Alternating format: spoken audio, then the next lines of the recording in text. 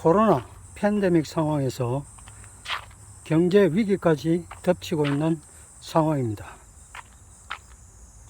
구체적으로 지금 코로나 같은 경우에는 람다 바이러스 변이까지 침투가 될 것이라고 하고, 그런데 이 람다 바이러스의 경우에는 남미에서 약 0.9%에 가까운 치사율을 보이고 있다고 합니다.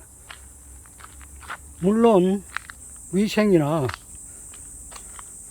다른 의료 체계가 우리나라와 다른 점은 분명히 있을 것입니다.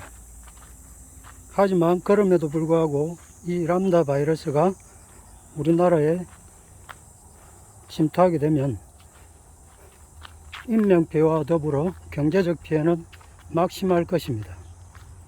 일단 코로나 상황은 그러하고, 경제 상황 동안 아주 막다른 골목으로 치닫고 있습니다.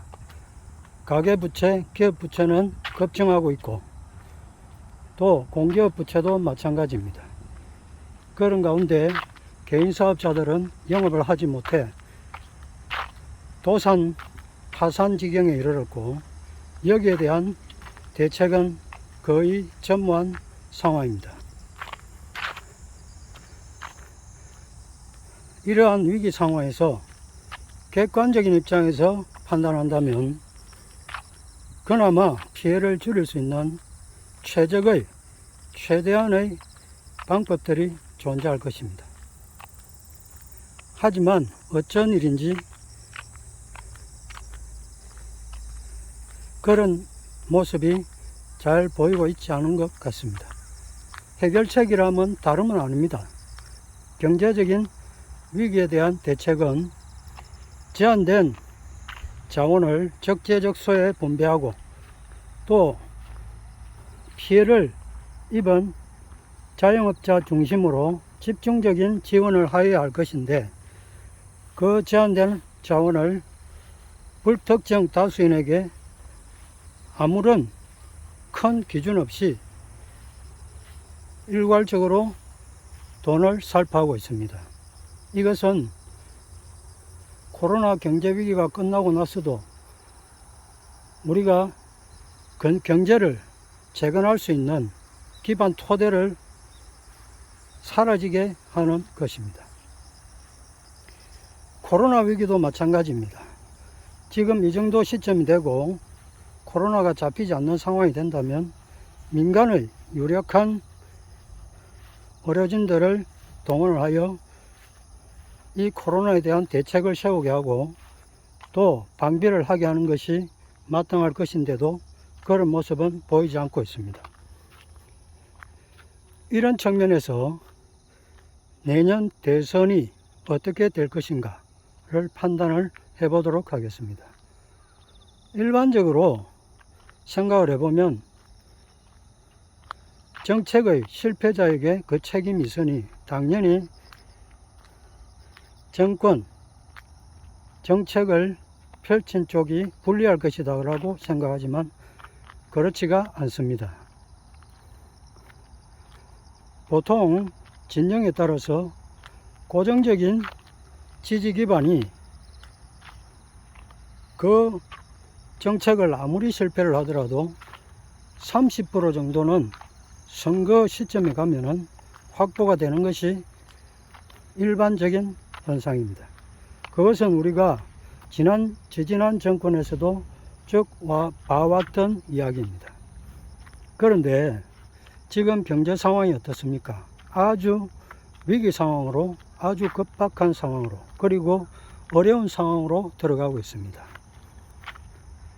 그런데 지금 자영업자의 수와 이런 경제 구조상 50% 미만에 속하는 인구 비율이 어떻게 될 것이라고 보십니까? 지금 자영업자의 소득은 말 그대로 피폐해져 가고 망하고 있는 수준이지만, 소득 하위 수준에 있는 사람들의 경우에는 이전 소득의 증가로 인해서 큰 변동이 없거나 오히려 늘어나는 경우도 있다고 합니다. 그렇다면은 이 측면의 선거 국면에서 이 경우가 어떻게 작용할 것인가는 짐작이 가는 일입니다. 이뿐만 아닙니다. 군데군데 위원회 등을 포함한 모든 관변 또 늘어난 공무원 정책의 혜택을 입은 사람들은 또 정책을 펼친 사람들에게 표를 찍게 될 것입니다. 그렇다면은 30% 플러스 10%, 20% 결코 불리한 상황이 아닌 것이죠. 지금 이 상황을 타개할 수 있는 방책은 아까도 말씀드렸지만 가장 이성적인 측면에서 본다면 그러한 타개책이 적용이 되어야 할 것이지만 지금 정책은 그렇게 펼쳐지지 않고 있습니다. 아마 이런 기조는 최소한 내년 선거 시점까지는 갈 것이라고 봅니다. 그렇다면은 그 반대 진영에 있는 쪽은 어떻게 해야 할까요? 지금 반대쪽 진영에 있는 주로 보수 우파가 되겠죠. 진영에서는 막연한 기대감으로 우리가 이길 것이다 이렇게 생각하고 있는 듯합니다. 큰 착각입니다. 지금의 추세로 간다면은 필패만 있을 뿐입니다. 보수 우파라는 것은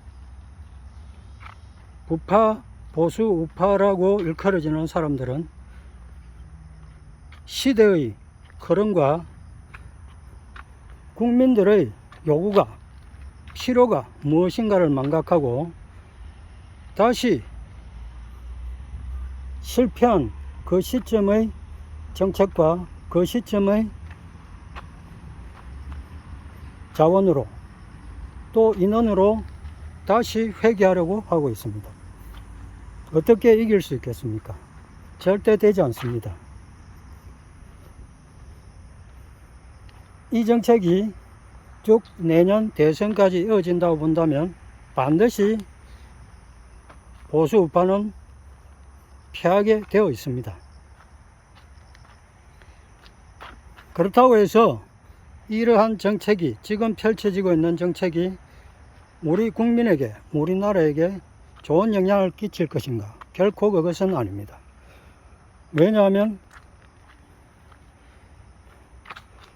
나라에서 정책적으로 빈민구제의 차원의 모든 정책을 펼치니까 근로 의욕이 떨어지게 됩니다.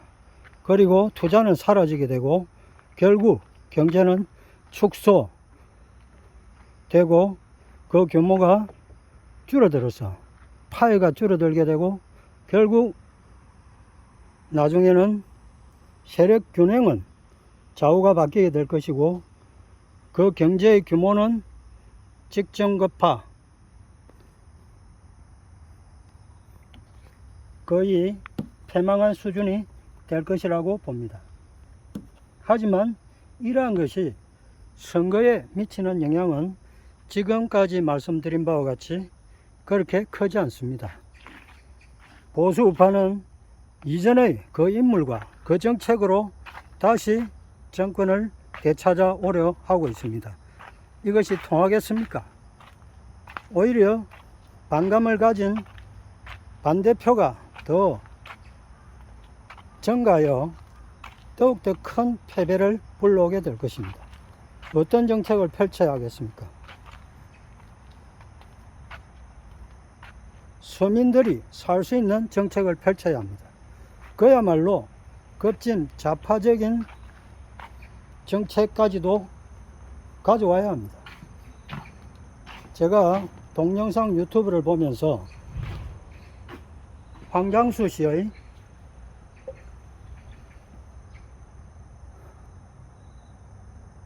뉴스 브리핑을 보고 있는데 황장수 씨가 주장하는 것은 평당 700만원대의 아파트를 얼마든지 서울에서도 보급할 수 있다고 주장하고 있습니다.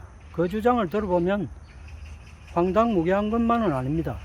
분듯이 분명히 수긍할 점이 있고 또 가능성이 있다고 보이는 점이 많습니다. 하지만 지금 보수파에게 이런 정책을 내밀었다가는 저 사람 사회주의야, 공산주의야, 반드시 이런 질책을 받게 될 것입니다. 하지만 지금은 좌파 정권보다도 더욱더 좌파적인 정책을 펼쳐야 할 때입니다. 서민들을 살 수 있는 방책을 만들어야 됩니다. 다만 그 방법에 있어서는 제한된 자원을 효율적으로 필요한 곳에 뿌려주고 또 극빈의 상황에 처한 국민들을 구제해가는 정책을 동시에 실시해가면서 우리나라의 경제와 코로나 상황을 극복하여야 할 것입니다. 지금 보수 우파 내년 대선 우리가 이길 것이다. 큰 착각입니다. 결코 이런 상태로 또 자신들의 정책과 임무를 혁신적으로 바꾸지 않는 이상은 절대 대선에서 성공할 수 없을 것입니다. 물론 연이어 다가오는 지방선거에서는 당연히 보수우파 쪽의 지역에서는 보수우파 인사들이 대거 당선이 될 것이고 또 반대편은 또 그리 될 것입니다. 국회의원 또한 마찬가지일 것입니다. 하지만 대선은 다릅니다. 대선은 큰 눈으로 큰 시각으로 볼 수 있어야 승리할 수 있습니다. 지금까지 제가 좀처럼 잘 하지 않는 정치 이야기를 내년 대선 어떻게 될 것인가 하는 측면에서 해보았습니다. 보수 우파 황골탈퇴하기를 기대합니다. 그래야 상대편 진영도 국가 운영에 있어서 보다 국민을 위한 정책을 펼쳐나가게 될 것입니다. 감사합니다.